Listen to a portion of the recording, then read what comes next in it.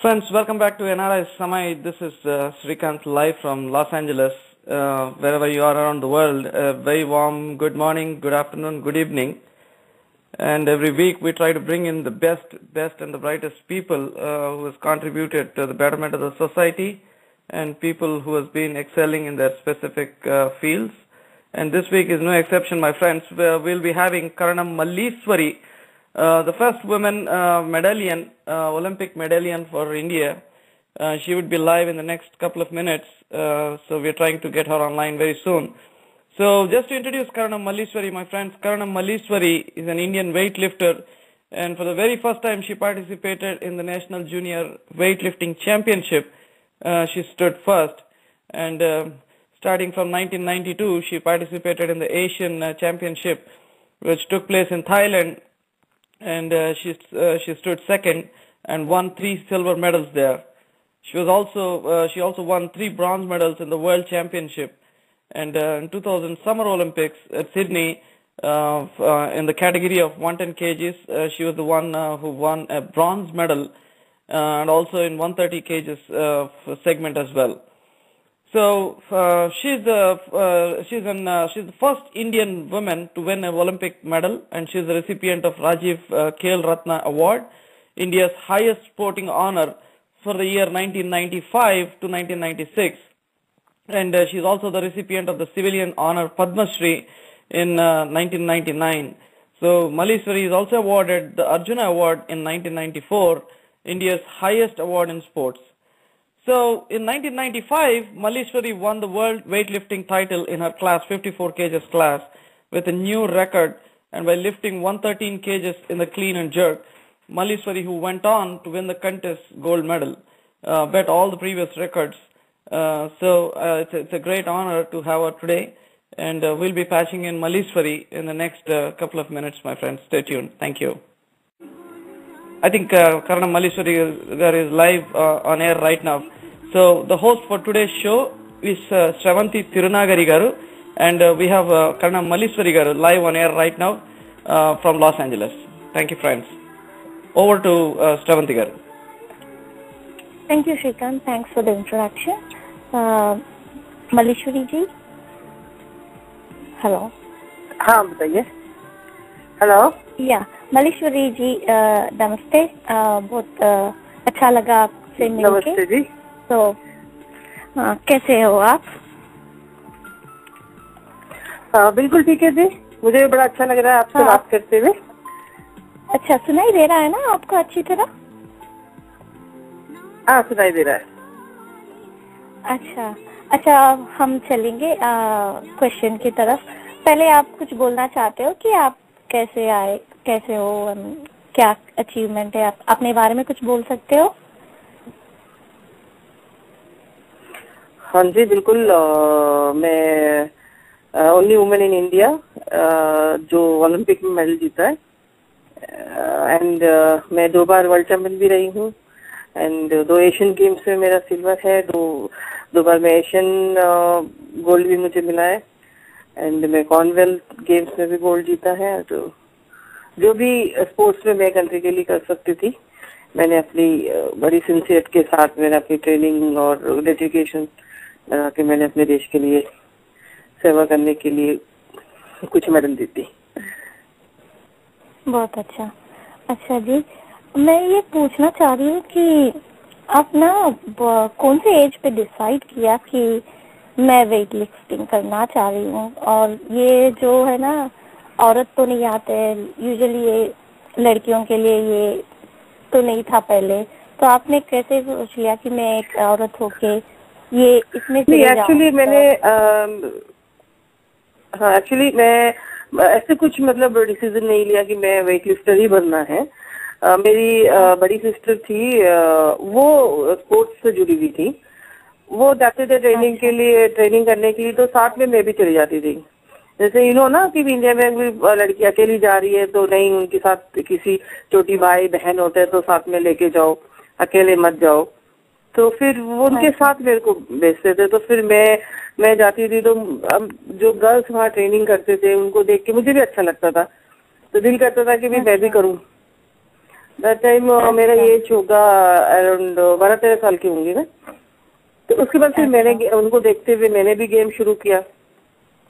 तो धीरे धीरे ऐसे करते करते फिर ये मेरा जो मेरा करियर ही बन गया ये। अच्छा, तो कभी आपने नहीं सोचा कि ये मैं यही करना चाह रही हूँ, बस ऐसे ही सीखते खेलते कूदते ऐसे ही ये पूरा करियर बन गया? हाँ, ऐसे कर रही थी। एंड एक बार 90 एशियन गेम्स के लिए मेरी बड़ी सिस्टर का सिलेक्शन ट्रायल्स हो रहे थे बैंगलोर में। तो उस टाइम में मेरा स्कूल हॉलीडेज चल रहे थे, तो मेरी जो पेरेंट्स है वो मुझे अपने साथ लेके गए। तो वहाँ उस टाइम में एक कोच होते थे कि कैनेडियन रेबोकॉन, कुछ बाहर से फॉरेन डेलीगेट्स भी आए थे, रशियन वेट लिफ्टर। उनकी कुछ ट्रायल्स वगैरह होता था, तो मैं बड़ा कंसंट्रेशन से उनकी टेक्निक वगैरह देख रही थी। तो उन्होंने मेरी सिस्टर को आके पूछा कि भी क्या आपकी छोटी सिस्टर भी गेम करती है? तो उन्होंने बोला हाँ करती है। तो फिर मेरे को बोला आप करके दिखाओ। बस उसी टाइम मैंने कोई नेशनल भी मैंने नहीं खेला, फिर उन्होंने मेरे को इंडिया कैंप में रख लिया था। तो उस कोच ने रिकमेंड किया था कि इसके अंदर बहुत पोटेंशियल है, अच्छी वेट लिफ्टर बन सकती है, इसको अगर ट्रेनिंग दिया जाए तो इनको कैंप में रख लो।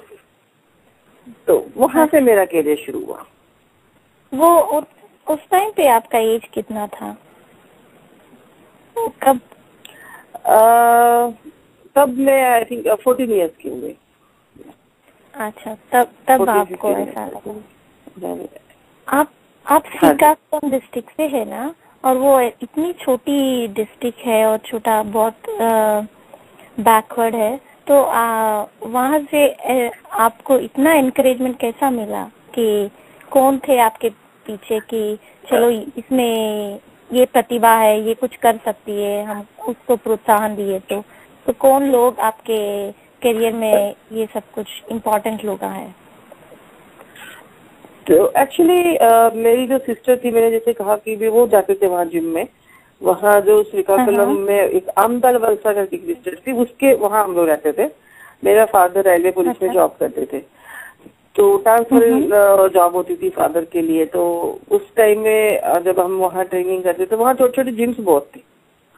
तो वहाँ मेरी जो सिस्टर वो ट्रेनिंग करती थी, तो वहाँ मैंने भी शुरू की, पर नेशनल लेवल तक भी नहीं पहुंची। जब मैंने अगर वो ट्रायल के लिए गई थी, जैसे मैंने बोला कि मेरे को इंडिया कैंप में रख लिया, तो मेरा जो एक्चुअली जो ट्रेनिंग है या कोचिंग जो भी आप कहे, वहाँ से शुरू हुआ।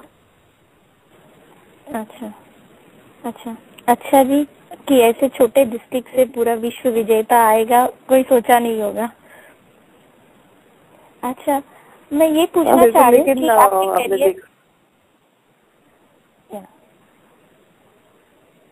बोलिए। हेलो, बोलिए।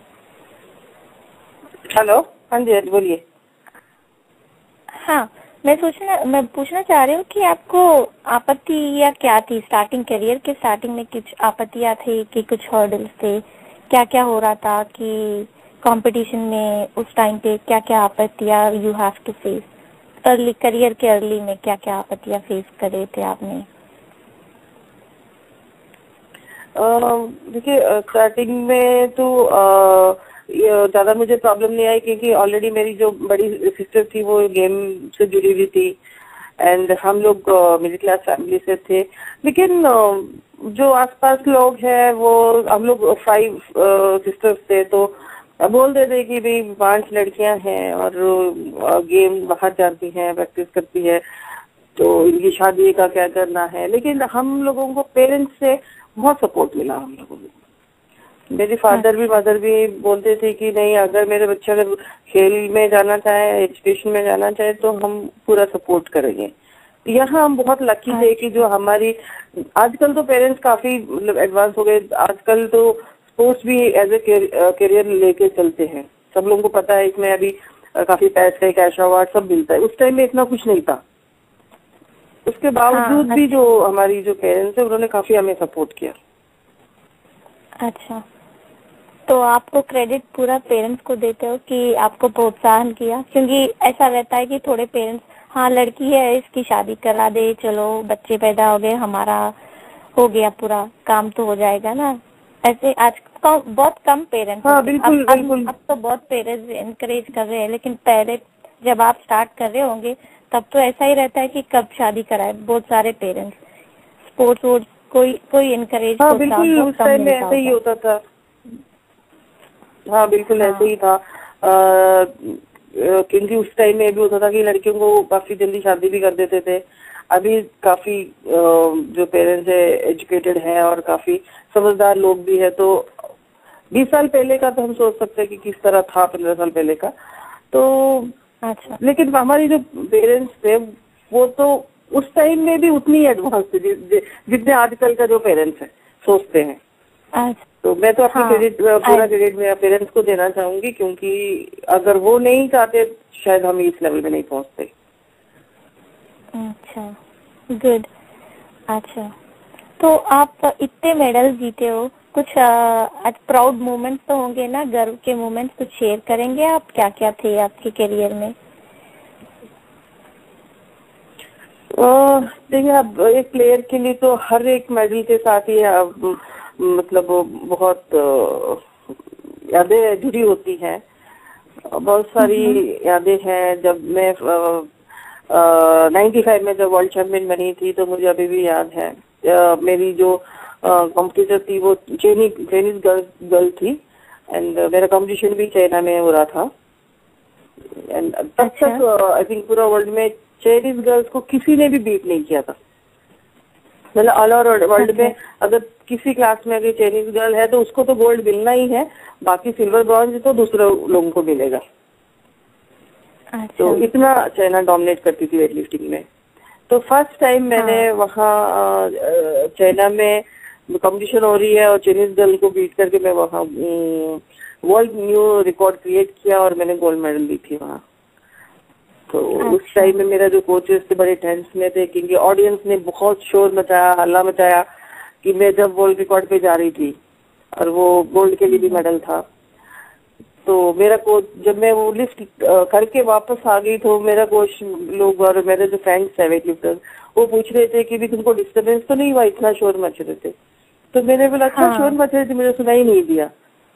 तो मेरे को पता ही नहीं लगा कि क्या ऑडियंस में क्या हो रही है। तो हाँ, मेरी जो पूरा कॉन्सेंट्रेशन पूरा मेरा अपने लिफ्ट पे थी कि पूरा स्टेडियम में इतना शोर मचने के बाद भी मेरे को सुनाई नहीं दिया। अच्छा अच्छा अच्छा, तो बढ़िया है।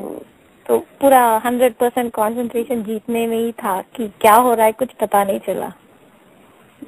कुछ पता नहीं है। एंड ऐसे ही सिडनी ओलंपिक्स में जब मैं लास्ट लिफ्ट के लिए जो मैं जा रही थी 137 केजी क्लीन एंड जर्क में, वो जो जर्क मेरा मिस हुआ तो मैं आज भी मुझे बहुत दुख होता है क्योंकि वो new Olympic record and plus gold के लिए था मेरा।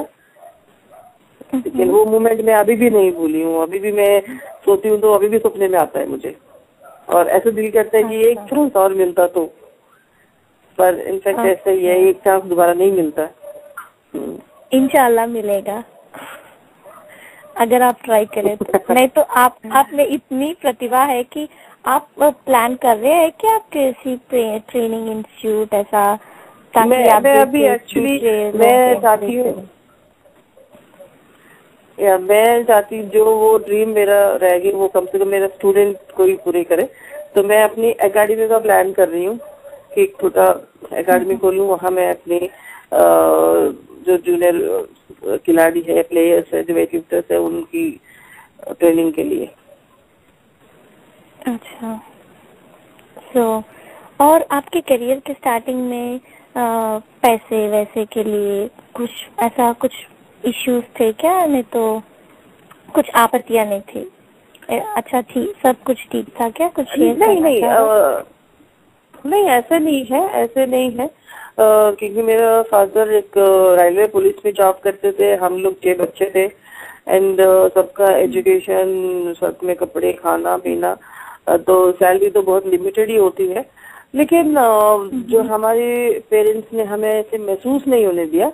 उनकी मैं कह रही कॉपरेशन इतनी थी, जैसे हम लोग नेशनल चैंपियनशिप खेलने जाते थे तो हम लोग अफोर्ड नहीं कर सकते थे कि होटल में रहे, होटल में खाना खाए।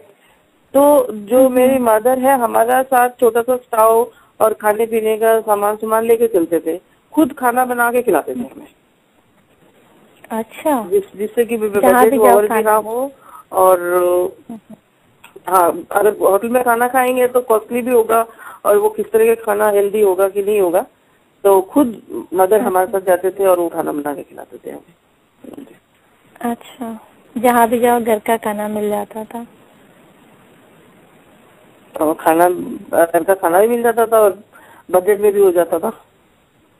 हाँ, तो आपके फ्यूचर के प्लान्स क्या है? क्या करना चाह रहे हो आप नेक्स्ट?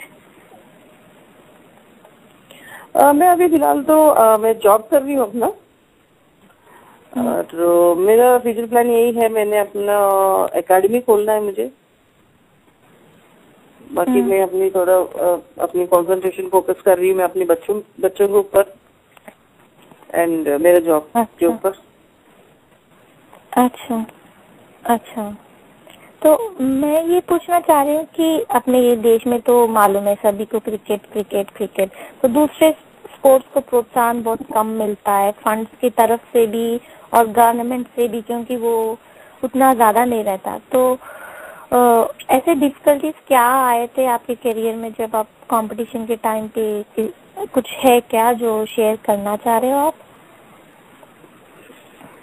नहीं, जैसे कुछ दिक्कतें नहीं आई थी जब ट्रेनिंग करते थे, जब तक इंडिया कैंप में नहीं गए। फिर 90 से मैंने फर्स्ट टाइम जो 90 में नवंबर में था उदयपुर में, मुझे अभी भी याद है, मेरा फर्स्ट जूनियर नेशनल था। जो मेरा अपने जो फर्स्ट जूनियर नेशनल चैंपियनशिप में मैंने 9 न्यू रिकॉर्ड क्रिएट किए थे वहाँ और 3 गोल्ड मेडल जीते थे। अच्छा। तो उसके बाद ऐसे करियर शुरू हुआ।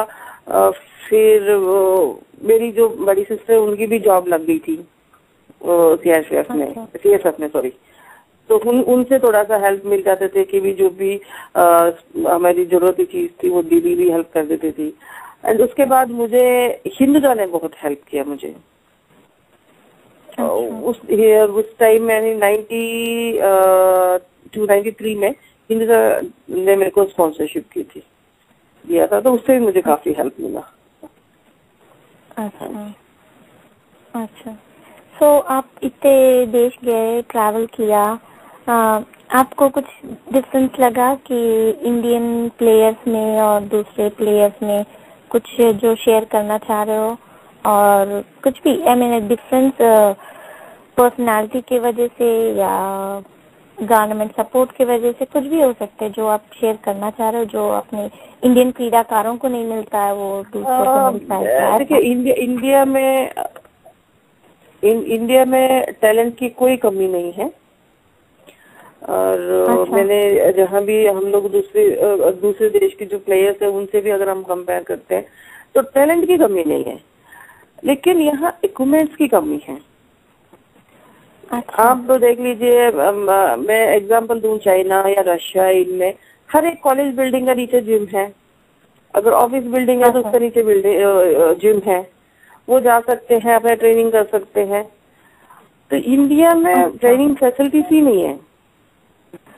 अब यही एक कमी है। अब हम देख लीजिए कि कोचेस की कमी है एंड हमारी कोई जिम नहीं है, कुछ नहीं है। अगर बड़े बड़े स्टेडियम्स है तो वो मेट्रो सिटीज पे है, जैसे दिल्ली में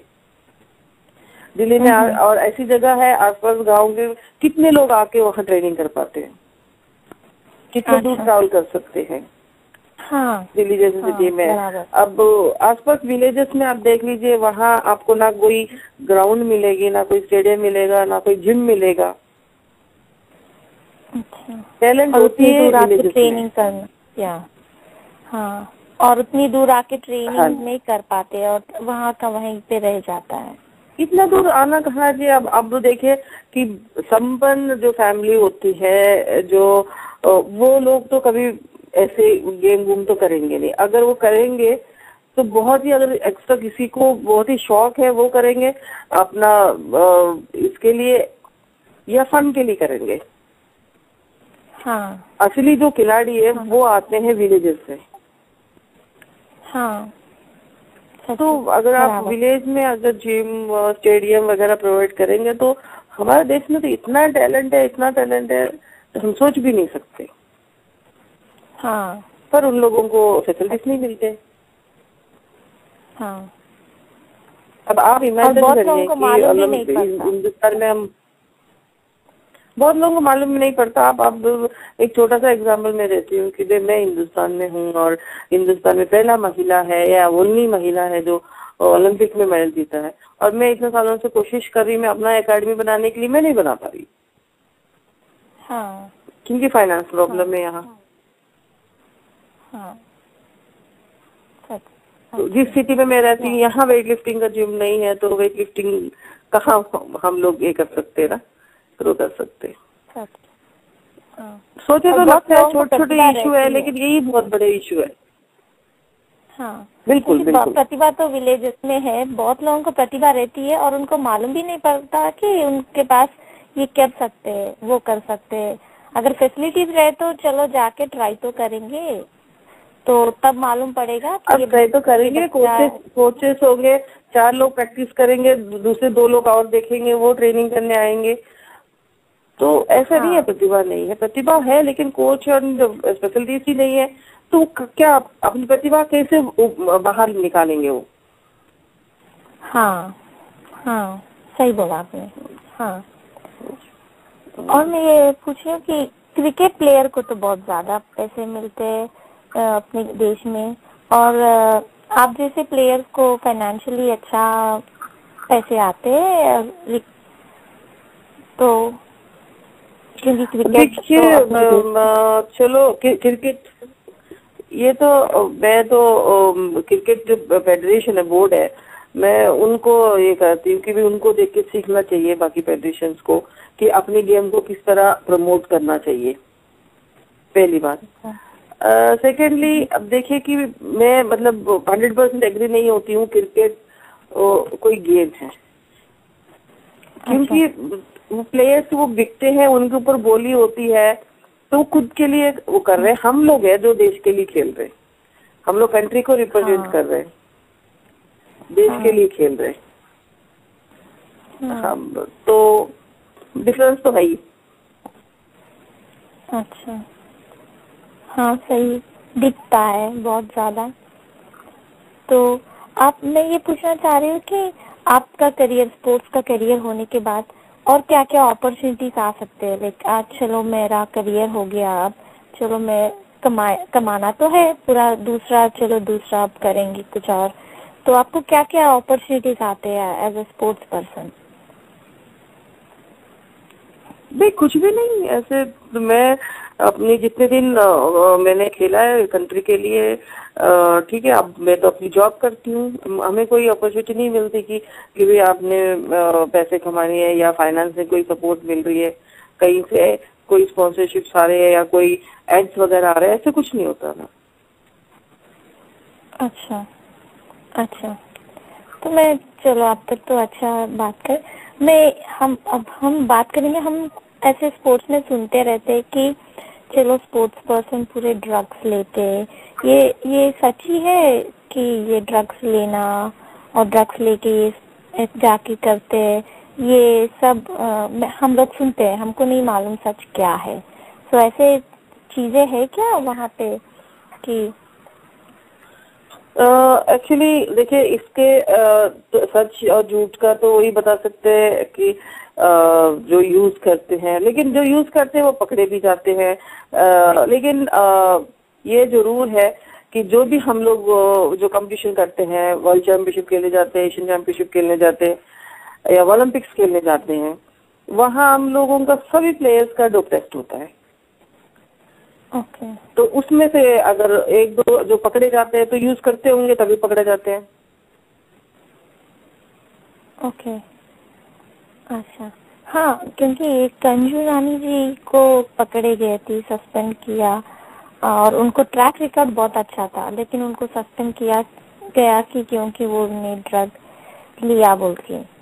लेकिन क्या क्या होता है, अच्छा ट्रैक रिकॉर्ड रह के क्या उन लोगों को सडनली क्या हो जाता है कि वो चलो ड्रग्स ले लेंगे? कुछ प्रेशर रहता है मैनेजमेंट से कि तुम जीतना है कैसा, तो भी क्या क्या है जो अपना ट्रैक रिकॉर्ड रख के सडनली वो लोग ड्रग्स लेने पे चले जाते हैं? आई मीन, हो सकता है उनकी यही एक ही रीजन है कि बहुत जल्दी परफॉर्मेंस इंप्रूव करना है, बहुत जल्दी परफॉर्मेंस शो करना है, उसके लिए शायद यूज करते हैं।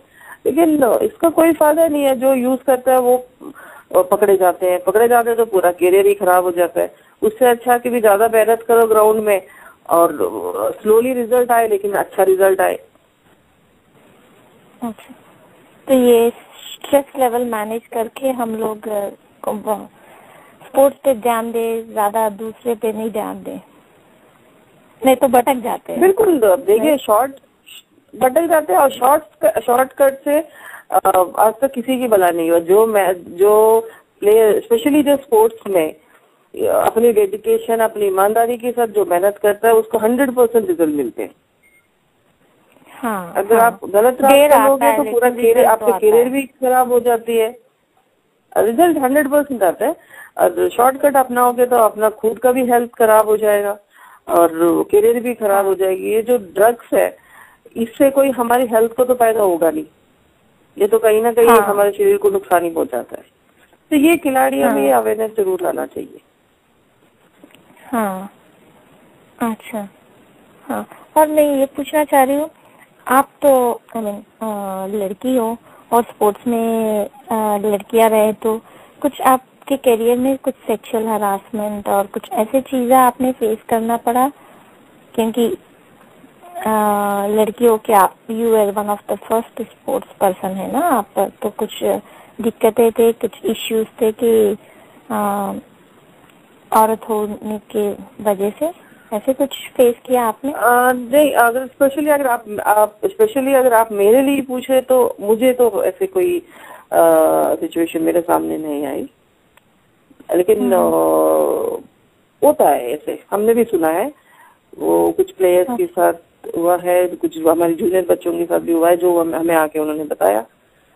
तो ये तो हर जगह ही है, वो सिर्फ स्पोर्ट्स में नहीं, हर जगह ही देख लीजिए। जो अगर हिम्मत जो है वो बोल देते हैं जिनको, और कई लोग बोलते भी नहीं होंगे। अच्छा, और हाँ वो तो है, हर जगह रहता है। तो ऐसे लोग कभी लड़ते हैं न, तो चलो मेरे को अब छोड़ दो, यहाँ पे मैं ये हरासमेंट बर्दाश्त नहीं कर सकती, मैं घर जाऊंगी। तो ये तो आप बोलते कि हाँ है, लेकिन सभी लोग फेस तो नहीं करते हैं। नहीं तो बोलते भी है, जो लोग बोलते हैं। जैसे अगर हमारा जूनियर बच्चे किसी के साथ हुआ था तो हम उनके अगेंस्ट लड़े हैं, हमने बोला है, वो कोच को सजा भी मिला, उसको कैंप से भी निकालवा दिया। तो ये आप लड़े तो मिलना ही चाहिए। हाँ, लड़े तो ये दब जाता है, नहीं तो लड़ने के चांसेस है ज्यादा। अगर ज्यादा सपोर्ट नहीं मिला, अगर आप तो रिकॉग्नाइज्ड प्लेयर हो, आपने सपोर्ट करके आपने लड़ाई किया, लेकिन थोड़े ऐसे इंसिडेंट्स भी हो सकते हैं जहाँ पे वो जो चीज होता है वो दब जाता है, किसी को पता नहीं चलता है। हाँ बिल्कुल होता है, जो बिल्कुल दब जाता है। और इसकी रेस्पॉन्सिबिलिटी होनी चाहिए फेडरेशन के ऊपर, क्योंकि जितने भी गर्ल्स आते हैं कैंप्स में रहते हैं, तो उनकी जो पेरेंट्स है वो फेडरेशन लोगों के ऊपर, जो कोचेस है उनके ऊपर विश्वास करके अपनी बेटियों को भेजते हैं। तो ये कोचेस एंड फेडरेशन की फर्स्ट प्रायोरिटी पे होनी चाहिए कि भी उनकी सेफ्टी। हाँ, ठीक है। और ऐसे कोचेस अगर उनकी नॉलेज में आती है कि भी ऐसे कोई कोच है या ऐसे कोई साथी है ऐसे गर्ल्स को हरास कर रहा है, तो उन लोगों को सबसे पहले वहां से निकाल के फेंकना चाहिए और कड़ी से कड़ी सजा दिलाना चाहिए। लेकिन क्या स्टेप्स ले सकते हैं वो लोग कि हायर अथॉरिटी को जाके बोले कैसे, क्योंकि थोड़े लोग तो इश्यू दब हो जाता है, तो ये तो कुछ गवर्नमेंट प्रिकॉशन लेना चाहिए ना, क्योंकि ये हाँ बिल्कुल, पहले तो लड़की को खुद को स्ट्रांग रहना चाहिए, डरना नहीं चाहिए।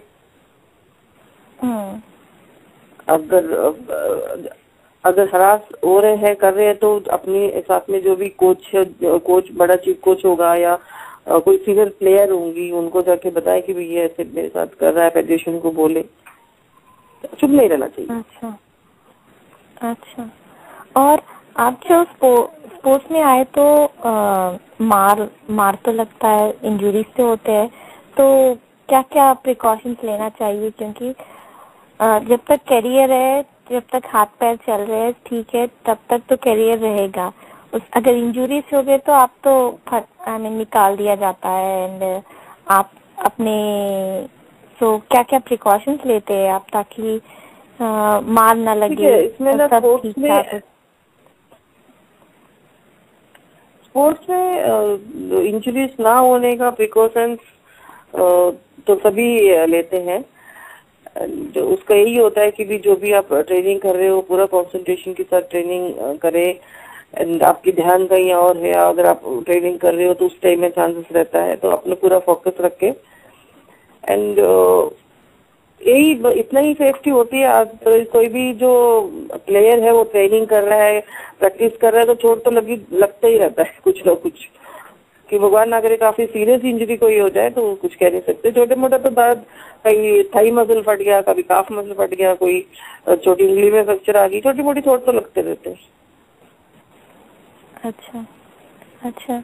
और 2008 में तो ओलंपिक्स में अपना देश बहुत अच्छा परफॉर्म किया, तो आप सोच रहे हो कि ये ट्रेंड ज्यादा चलेगी, क्योंकि रिकॉग्निशन आया क्या, चलो हम क्रिकेट को ही नहीं दूसरे स्पोर्ट्स को भी रिप्रेजेंट करें इंडिया की तरफ से और हम मेडल भी जीत सकते हैं। आप सोच रहे हो कि गवर्नमेंट से सपोर्ट आ रहा है अच्छा, और दूसरे स्पोर्ट्स को और अच्छा प्रतिभा दिखा सकते हैं हम आगे? अब बिल्कुल दिखा सकते हैं जी, लेकिन देखिए कोई भी खिलाड़ी है, चाहे वो एथलीट है, चाहे वो बॉक्सर है, चाहे रेसलर, वेट लिफ्टर, शूटर, कोई भी प्लेयर है, सभी बहुत मेहनत।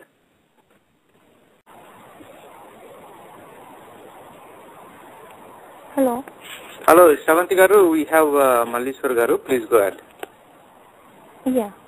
Thank you Shrikant. मल्लेश्वरी जी, शायद लाइन कट गया था। हाँ बताइए। आप है? हाँ जी। अच्छा, हम यही बात कर रहे थे ओलंपिक्स का परफॉर्मेंस के बारे में कि पिछले 2008 में अच्छा था। अब सोच रहे हो कि ये ट्रेंड रहेगा कि हम अगले ओलंपिक्स में भी अच्छा ही परफॉर्म करेंगे? ये पूछ रही थी मैं आपसे। हाँ ये पूछ रहे थे, इंशाल्लाह बिल्कुल रहेगा ट्रेंड। एंड हर बार की जैसा कि 2-3 मेडल एक्स्ट्रा ही आते जा रहे, तो हम भी भगवान से यही प्रार्थना करेंगे कि इस बार जो हमारी देश को, इंडिया को जो भी प्लेयर रिप्रेजेंट करने जा रहे हैं वो अपनी लाइफ बेस्ट परफॉर्मेंस दे और अपनी मेडल लेके आए।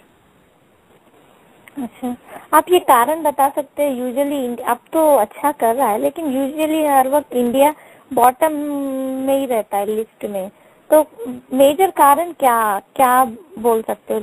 2 और 3 ये इम्प्रूव करे, चलो हम अच्छा करेंगे। देखिए इसका मेन कारण यही है कि भी हमारे पास जो खिलाड़ी है वो बहुत ही कम है। अब आप देख लीजिए कि भी अगर चाइना को हम, फॉर एग्जाम्पल हम चाइना को हम लेते हैं, तो अगर वेट लिफ्टिंग में ही मैं बोलूँ, अगर एक कैटेगरी में उनके पास, अगर हमारे पास 2 लिफ्टर है तो उनके पास है 100 लिफ्टर है, और उनके पास चेन बनी हुई है। अगर ये रिटायर हो जाता तो सेकंड बैच है, वो रिटायर होता तो थर्ड बैच है। हमारे पास ये कमी है। इसकी मेन कारण है हमारा पास ट्रेनिंग करने का साधन बिल्कुल नहीं है, 0 लेवल है। जब तक हम ग्रास रूट लेवल में अपनी ट्रेनिंग फैसिलिटीज नहीं देंगे, कोचेस नहीं देंगे, तो नया प्लेयर कहाँ से प्रोड्यूस होंगे? हाँ। जब तक नया बच्चा हम प्रोड्यूस नहीं करेंगे तो हम ऊपर लेवल पे मेडल के लिए कैसे सोच सकते हैं? एंड सबसे मेन कारण मुझे यही लगता है कि पूरे 3 साल सोते रहते हैं और 1 साल जाग जाते भी अब ओलंपिक्स आगे आगे आगे। ऐसे नहीं होना चाहिए कि अभी अगर अब आने वाले नेक्स्ट ओलंपिक्स के लिए तो 4 साल पहले ही तैयारी शुरू हो जाना चाहिए, तब जाके आपको मेडल जीत सकते हो आप। क्योंकि ये जो परफॉर्मेंस है, ये लेके आना, इसको मेंटेन करना और इसको अच्छी तरह प्रदर्शन करके मेडल जीतना, ये बहुत छोटा प्रोसेस नहीं है, ये बहुत बड़ा है। इसमें टाइम लगता है, 4 साल, 10 साल, 12 साल भी लग सकता है। तो उसी हिसाब से अगर हम तैयारी करके चलेंगे तो तब जाके हमारे हाथ में मेडल लगेंगे।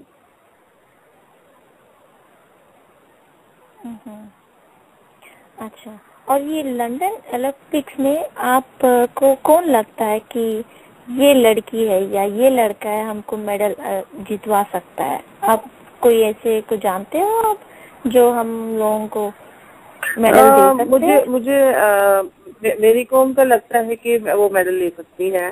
एंड वन गर्ल है, वो रेसलिंग में, उनका नाम याद नहीं आ रही है, अभी उन्होंने भी क्वालिफाइंग किया, तो वो भी ला सकती है।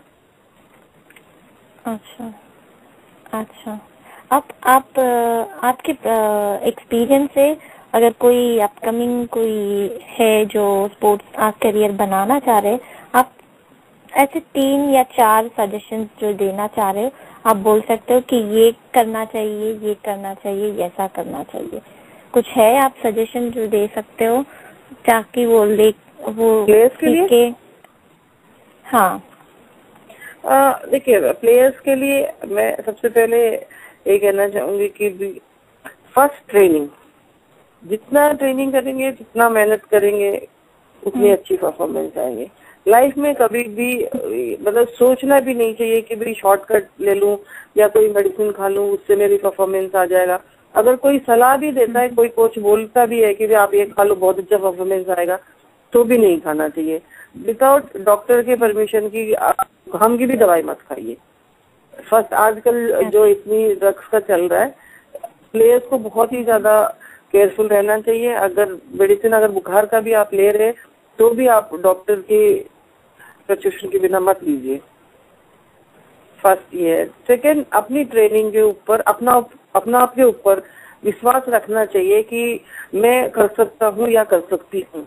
मुझे वो दवाई लेने की जरूरत नहीं है या शॉर्टकट लेने की जरूरत नहीं है। मैं अपनी मेहनत से, अपना मेहनत की बलबूते पे मैं परफॉर्मेंस लाऊंगी। वो जो परफॉर्मेंस है वो कभी खत्म भी नहीं होता है, उससे उसको फायदा भी होता है। तो अपनी काबिलियत पे भरोसा रखे, इधर उधर ना ध्यान दे। हाँ, बिल्कुल। अच्छा, ओके। हम शो के एंडिंग में आ रहे हैं। अब हम नेक्स्ट, अगर कोई कॉलर्स आपसे क्वेश्चन पूछना चाहिए, वो हम ओपन अप करेंगे और वो कॉलर्स पूछ सकते हैं। Srikanth, do we have any callers who wants to ask any more questions? No, I think we combined the callers' questions who have submitted. So I think you covered most of them. So we would like to thank Mallishwari Garu for giving us this time. And Mallishwari Garu, do you have any message for the listeners? Our listeners are across the world. Maybe they are rooting for Indians in the Olympics. So what would you say the final words to the listeners? Thank you. मैं यही बोलना चाहूंगी कि जितने भी listeners है, वो सभी जो हमारी इंडियन टीम लंदन ओलंपिक में रिप्रेजेंट करने जा रहे हैं, उनको ब्लेस करिए और प्रार्थना करिए कि भी हमारा इंडिया की तरफ से जो भी प्लेयर्स रिप्रेजेंट कर रहे हैं, वो सभी अपनी बेस्ट परफॉर्मेंस दें और अच्छे मेडल लेके आए। ओके, थैंक यू मल्लेश्वरी जी, अच्छा लगा आपसे बात करते हुए। Thank you. और काश मैं भी एक स्पोर्ट्स पर्सन रहती। काश मुझे भी कुछ इक्विपमेंट ऐसा एक्सेस रहता तो अच्छा लगा आपसे हाँ, बात बिल्कुल। करते हुए। So thank you ji, thank you. फिर मिलेंगे। या सो thank you Okay, all thank for you. listening, Bye. and it was great meeting everyone. Thank you. Thank you.